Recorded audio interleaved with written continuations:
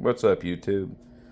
Today we got a cut test for y'all that is going to be with the Asher Picket in S35vn. This is a flipper frame lock. Was a fairly low cost knife, I believe around 50 bucks. They had these a long time ago. I don't think they make them anymore, but it was a really cool little knife for very little money, and in a powder steel. Nice thin geometry, nice thin blade stock, I should say. Comes down from the factory to around 17 thousandths behind the edge. This one here is on its fourth edge, and it is right at 20. I went ahead and finished this edge on an Atoma 600, 5 passes on a 1 micron diamond strop. Nice super aggressive edge, lots of bite. What I think is probably the best type of edge for S35vn, since it's not a steel that has a lot of bite naturally, or on its own, I should say. You take it up too high, it just doesn't have very much bite. So at current, it's a nice aggressive edge, and it will cut cardboard great. On the stones, this S35 leaves quite a bit to be desired. It's definitely not the best S35vn.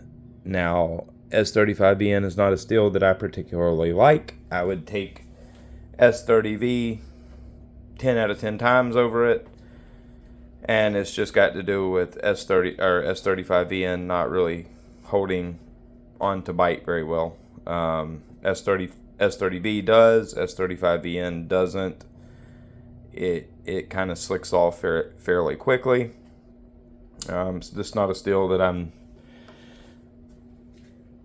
care too much about, but a lot of people love it. I personally don't really find it that great.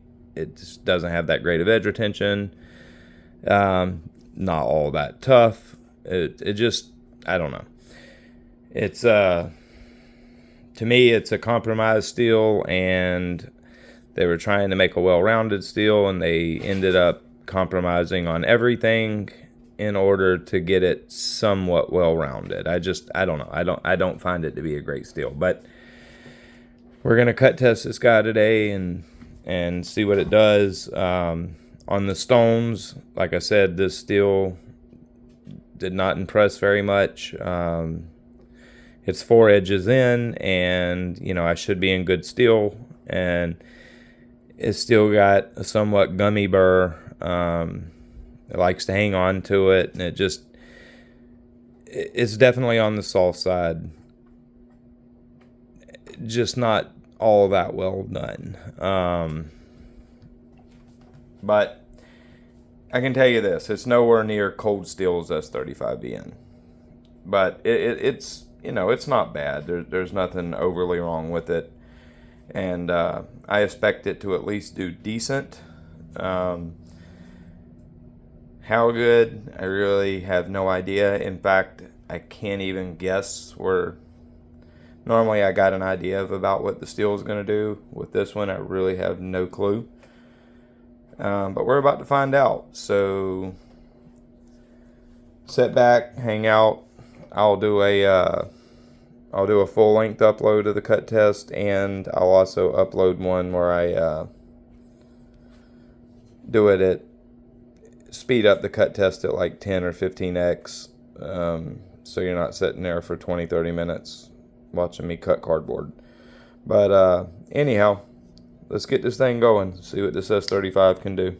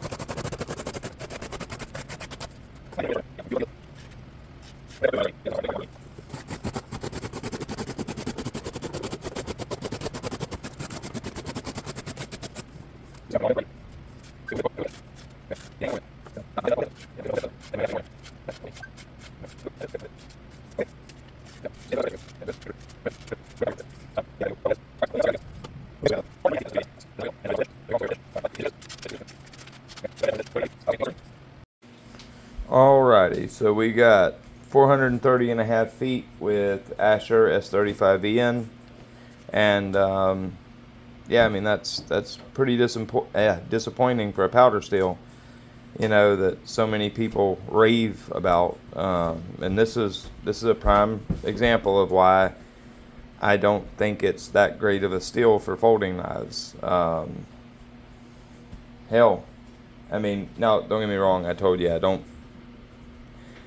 This is not very good S35vn, but prime example, it is S35vn, and you know, Spyderco 8CR outcut this. It's kind of crazy that it developed a nick, you know, a nick to tear that quickly. Yeah.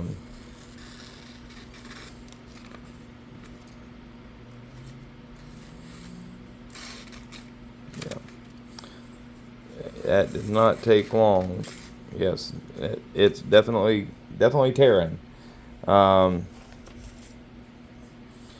you can clear. Let's see if you can see really good where I'm cutting at. Let me get it to, all my cutting is right here. That's right at an inch. Let me get a tape and I'll show you. Let me get a tape out.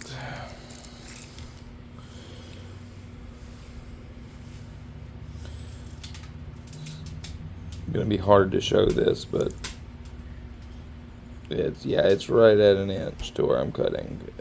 Maybe even all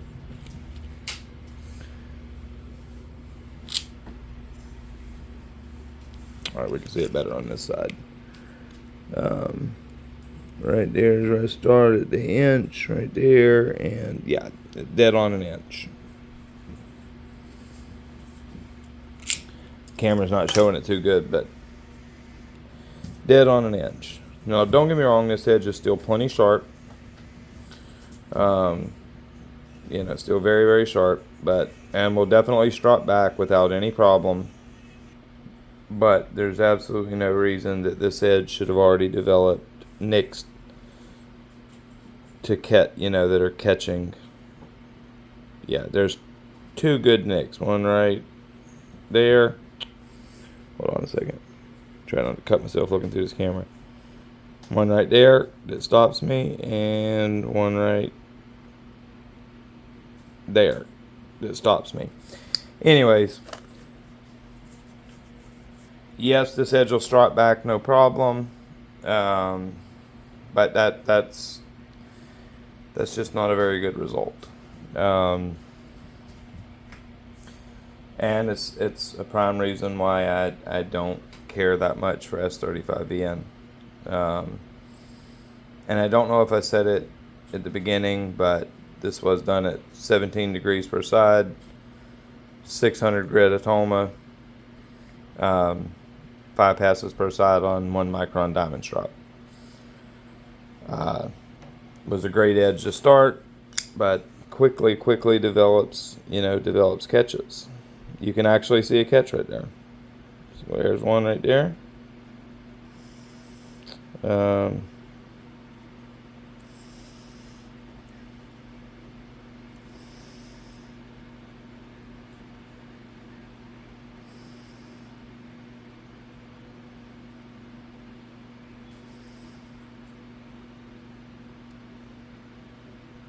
Yeah. So anyways, there's your score for S35vn from China.